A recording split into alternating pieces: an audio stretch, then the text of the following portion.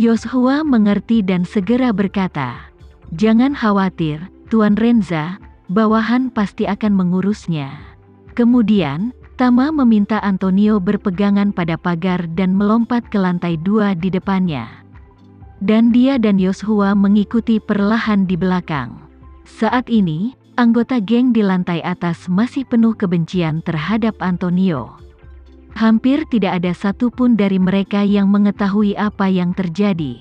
Mereka hanya tahu bahwa Antonio menipu dan mengikat mereka. Sepertinya dia tidak punya niat baik. Beberapa dari mereka bahkan berpikir dalam hati bahwa mereka harus mencari cara untuk menjauh dari orang ini setelah mereka keluar. Akan sangat bagus jika mereka bisa menemukan kesempatan untuk melawannya dan bersatu menghadapi keluarga Zero. Tentu saja, premisnya adalah mereka bisa keluar dari sini hidup-hidup. Mendengar langkah kaki berat seseorang naik ke atas, orang-orang ini menatap ke tangga.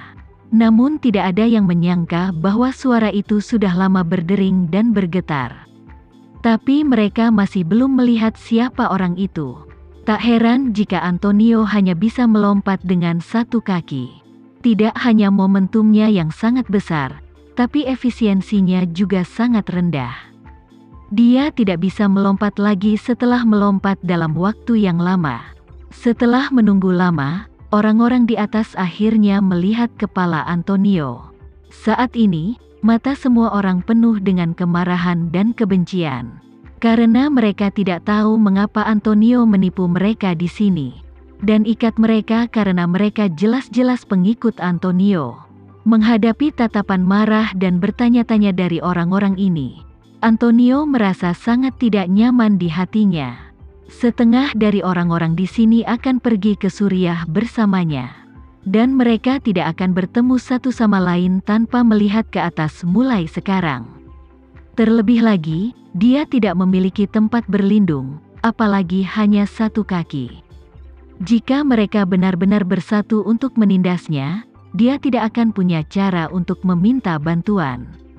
Orang-orang ini memandang Antonio dengan mata marah dan melompat lagi dan lagi. Setelah menari cukup lama, kepala mereka perlahan muncul dari tangga. Semua orang bertanya-tanya jenis obat apa yang dia jual di labu tersebut. Namun ketika Antonio akhirnya berhasil melompat keluar dari tubuh bagian bawahnya, semua orang tiba-tiba menyadari bahwa salah satu kakinya patah. Yang lebih mengejutkan lagi adalah dia tidak hanya mengalami patah kaki, tapi dia tidak mempedulikannya sama sekali. Darah di area luka masih berwarna merah, yang terlihat mengejutkan. Saat ini, Antonio sudah lama kehilangan momentum dan gaya pemimpin mafia.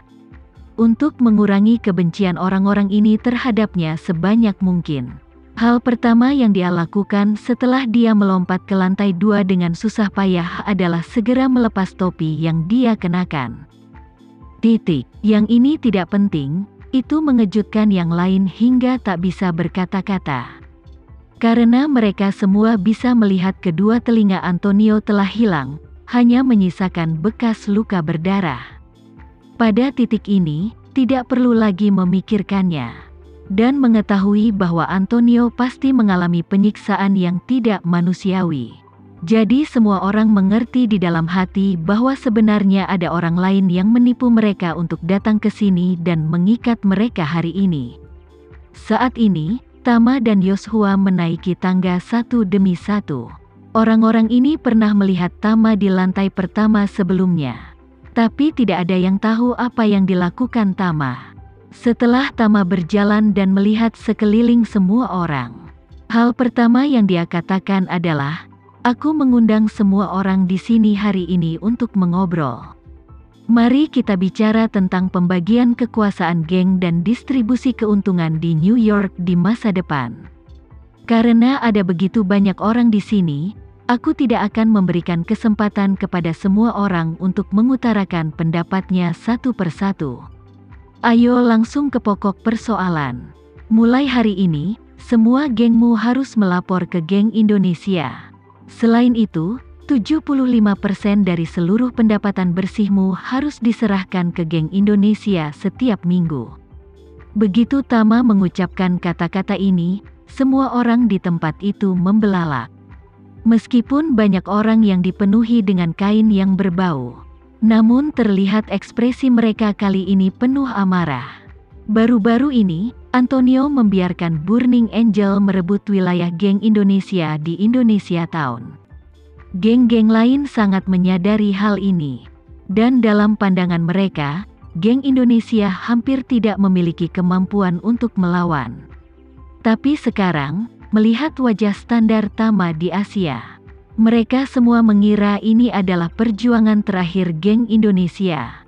Geng Indonesia pasti sudah putus asa, jadi mereka menemukan cara untuk menculik Antonio secara langsung. Dan kemudian gunakan dia untuk mengancam mereka dan bos geng lainnya. Terus terang, itu tidak lebih dari menyandera kaisar untuk berurusan dengan para pangeran. Metode ini mungkin cukup efektif pada zaman dahulu. Namun dalam masyarakat geng di New York, hal itu hampir tidak ada gunanya. Karena meski ada ratusan geng, besar dan kecil, dan hubungan ketergantungan dan subordinasi di antara mereka menjadi rumit. Faktanya, setiap geng di New York memiliki hati yang tidak akan pernah menjadi budak. Dengan kata lain, mereka tidak ingin bergantung pada siapapun. Alasan mengapa mereka bergantung pada saat ini sepenuhnya karena situasi saat ini. Ketika situasinya tidak ada dalam pikiran mereka, mereka hanyalah anjing yang dibesarkan oleh orang lain. Tapi begitu situasi menimpa mereka, siapapun yang memiliki makanan di mulutnya akan tercabik-cabik, dikunyah dan ditelan ke dalam perutnya, lalu diubah menjadi tumpukan kotoran hotdog.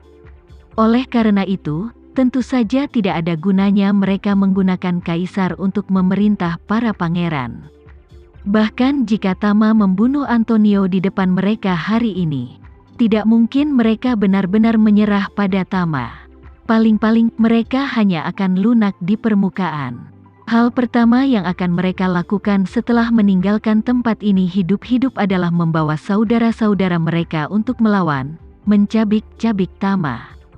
Selain itu, Tama juga mengatakan bahwa mereka harus tunduk pada geng Indonesia dan membayar biaya perlindungan kepada geng Indonesia di masa depan, yang berarti mereka dapat tetap hidup. Dalam hal ini, apalagi yang perlu ditakutkan? Tunggu saja dan temukan kesempatan untuk membunuhnya. Oleh karena itu, menghadapi kondisi Tama, mereka semua mencibir dalam hati. Dan mulut mereka tersumbat, jadi mereka semua berpura-pura bodoh bersama-sama. Namun, Tama tidak membutuhkan tanggapan mereka, dia hanya terus berbicara. Juga, dengarkan aku, setiap kali kamu mulai besok, sebuah geng harus memiliki akuntan penuh waktu yang dapat menyimpan catatan rinci tentang semua pendapatan dan pengeluaran geng. Laporkan ke geng Indonesia setiap minggu, dan terima audit dari geng Indonesia.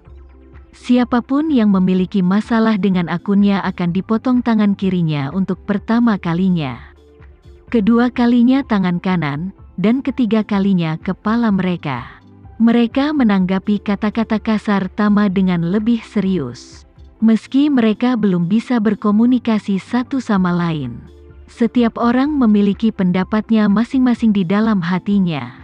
Semua orang merasa kekuatan geng Indonesia hanya sedikit besar dan anggotanya tidak banyak. Jika benar-benar terjadi perkelahian, tidak akan seperti ini sama sekali. Lawan dengan banyak geng sama sekali tidak memiliki keuntungan atas mereka. Saat ini, Tama melanjutkan, kalian seharusnya memperhatikan bahwa semua bos geng yang hadir hari ini membawa orang kedua mereka. Jadi aku tidak akan mengatakan apapun secara diam-diam. Aku akan memberitahu kalian apa yang akan aku lakukan selanjutnya. Pertama-tama pengaturannya adalah dalam beberapa menit, para bos semua geng saat ini harus meninggalkan New York menuju Suriah dengan kapal laut. Posisi bos geng akan diwarisi oleh bos kedua yang mendampingi. Namun jika bos kedua menolak memenuhi kewajibannya, maka masalah ini akan diserahkan kepada Tuan Yoshua di sebelah saya. Setelah mengatakan itu, Tama memandang Yoshua dan berkata dengan tenang, "Yoshua, datang dan bicara dengan mereka." Yoshua mengangguk, lalu mengambil satu langkah ke depan, berdiri di depan semua orang dengan postur militer. Dan berkata dengan ekspresi serius, "Saya Yoshua, penguasa front Kataklismik." Begitu kata-kata ini keluar, pemandangan menjadi penuh kegembiraan.